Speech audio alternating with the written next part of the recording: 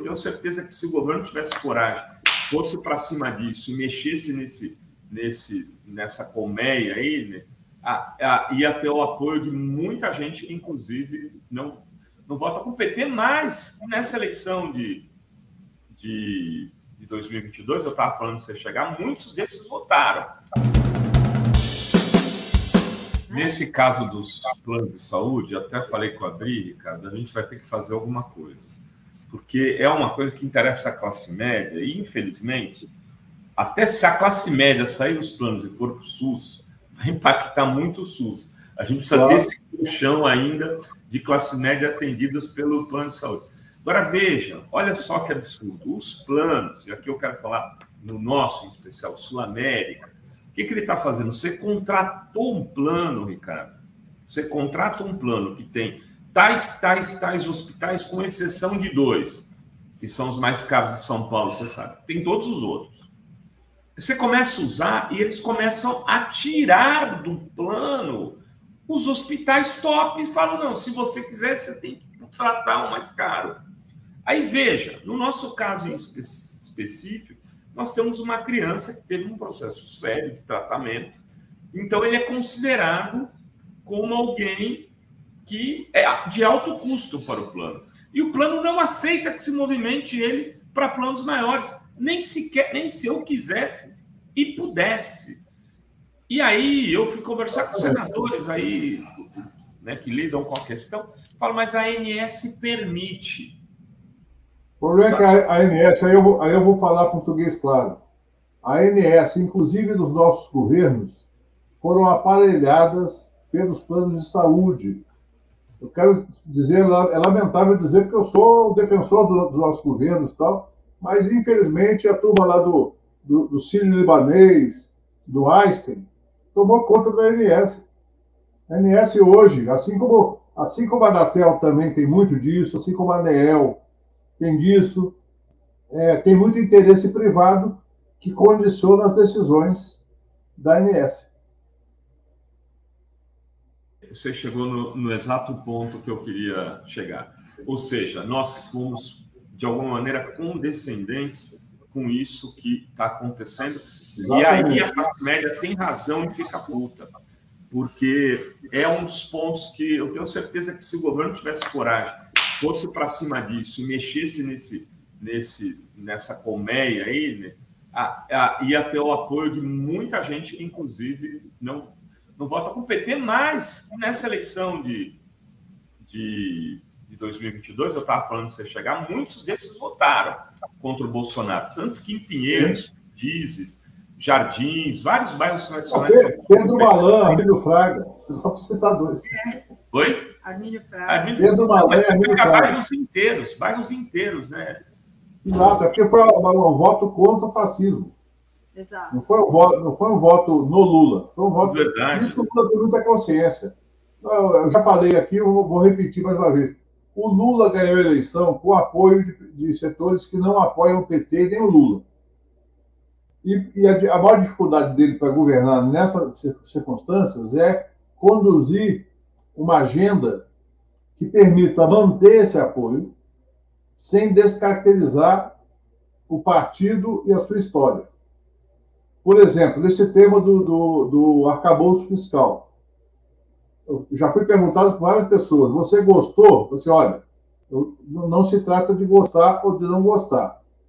Eu creio que o Haddad mediu o que é possível fazer nessa conjuntura com esse Congresso que está aí, com essa mídia que nós temos aí. Então, ele calibrou o seguinte, o que eu posso fazer aqui é apresentar uma agenda onde eu garanto que haverá expansão, ainda que pequena, do gasto público, calibrada por metas e com bandas de projeção, bandas projetadas. Então, por exemplo, eu não gosto de ter, por exemplo, a visão de que nós vamos ter superávit primário ainda em 2024. Não me agrada. Mas eu entendo que ele construiu algo para ter, digamos, a aprovação média do Congresso Nacional e uma certa respeitabilidade na mídia especializada que condiciona o mercado. E também... Então, eu queria até te ouvir um pouco mais sobre essa questão do arcabouço. Quais são os riscos? O que você acha que pode... Porque, assim, tem de um lado alguns economistas dizendo que a gente pode perder boa parte da capacidade de crescimento, e tem essa visão mais moderada que você está apresentando, dizendo que, olha, a conjuntura não permite algo além disso. Mas você olha para essas críticas desses outros economistas e fica com uma pulga atrás da orelha, Ricardo? A minha preocupação é investimento, que o Lula fala o tempo todo. Nós temos algumas despesas que crescem naturalmente, por exemplo, previdência social e saúde. Tem uma tendência de crescimento vegetativo por mais alguns anos, por questões demográficas. Então, portanto, nós temos que calibrar isso, saber que pode haver um crescimento de despesa involuntário. E que esse crescimento involuntário pode espremer as despesas discricionárias, que são aquelas que você pode decidir fazer ou não. Quando o Haddad projeta um mínimo de crescimento de 0,6 e o máximo de 2,5 acima da inflação, significa que nós temos algum espaço para crescer. E eu creio que está na cabeça do Haddad e da equipe também uma visão de que tem o orçamento da União, que é aquele que tem as despesas e receitas correntes do país, tem os investimentos das empresas estatais, que não integram o orçamento geral da União, e tem fundos, como, por exemplo, o Fundo de Garantia, que são responsáveis por impulsionar o Minha Casa Minha Vida e o saneamento básico. Portanto, você não tem no governo apenas a agenda do orçamento da União. Ainda tem uma terceira questão também, que é as concessões e parcerias público-privadas. Como eu falei, eu não sou contra a concessão. Quando concedeu os aeroportos, um monte de gente da esquerda me criticou porque eu defendi. Na época eu estava como deputado e defendi. Por que eu defendi? Porque eu acho que a concessão de aeroporto ela é plenamente viável no governo de esquerda, dentro do capitalismo, mas no governo de esquerda. Uma concessão de saneamento bem feita também pode ser. Por exemplo, o governo da Bahia fez um modelo para a área da saúde, que é o seguinte: ao invés de você construir hospitais, você lança um edital para um privado construir e te alugar o hospital. Ou seja, você não gasta em investimento de capital na construção do prédio. Por exemplo, um governo pode vender uma parte de seus prédios para o setor privado e alugar. Você faz o encaixe daquele recurso no curto prazo e o aluguel é de médio e longo prazo. Então, são mecanismos de gestão pública que são possíveis de você avançar o investimento sem pressionar o orçamento fiscal, que é aquele orçamento que as despesas e receitas estão vinculadas aos tributos e outros recursos arrecadados. Ou seja, eu acho que o Haddad fez o melhor possível nessa conjuntura. Se eu fosse fazer algo numa conjuntura mais favorável, com o Congresso mais à esquerda, eu faria déficit fiscal por uns 5 anos ou 6 anos. E, na minha opinião, o mercado assimila, se for bem gerenciado, assimila. O mercado financeiro, que eu conheço muito bem, por ter lidado muito tempo com ele, o mercado financeiro, normalmente, ele se estressa no curto prazo e depois vai gerenciando expectativas.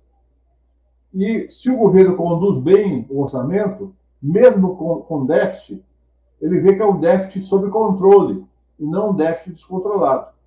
E aí tem o elemento do Banco Central, quer dizer, tudo isso que eu falei, com essa taxa de juros de 13,7, se torna, digamos, um fator de pressão da dívida que nada tem a ver com orçamento fiscal. Ou seja, está fora do nosso comando. O ideal seria que o Roberto Campos renunciasse para que o Lula pudesse botar um presidente do Banco Central que não ia baixar o juro de uma vez só, que não é possível também, porque você cria problemas de estabilidade do sistema financeiro, mas baixar de forma consistente até alinhar com as demais economias que são comparáveis à do Brasil. Pois é, só que ele tem em mandato até 2024, né? Se Exatamente. ele não renuncia... Esse é o problema. Esse é o problema, né? O que fazer? Porque eles já deu sinais que essa taxa vai continuar aí nas alturas, né? Eu acho que essa é uma questão, Dri, que o Lula poderia pensar uma estratégia pedagógica de debate com a sociedade, para falar em rede nacional de TV, de rádio e TV, para ter uma estratégia para as redes sociais, para explicar, para não parecer uma briga do Lula contra o Campos Neto, para explicar o seguinte: em que isso destrói vidas, destrói empregos, destrói empresas. Ou seja, não estamos discutindo se o Campos Neto é bolsonarista ou não é bolsonarista. Não é disso que se trata. Vamos para o substantivo. O substantivo é juros de 13,7, quando no mundo muitos países praticam juros negativos e outros praticam positivos de 2%, 2,5% acima da inflação, significa que não vale a pena investir no Brasil. Significa que quem está endividado, empresas ou pessoas, vão se lascar, porque não vão conseguir pagar. Por isso que o Lula cobrou o desenrola, porque o desenrola é uma forma de dialogar com esse povo. Só que tem um detalhe: o Desenrola Brasil, com juros de 13,7 ao ano, ele tem pouca margem para oferecer soluções reais. E se ele for desenhado de uma maneira muito cautelosa, pode ser uma frustração ao invés de ser um ganho. Então, por isso que o Haddad está demorando, porque ele deve estar com dificuldade de encontrar uma forma tecnicamente viável de fazer a renegociação das dívidas.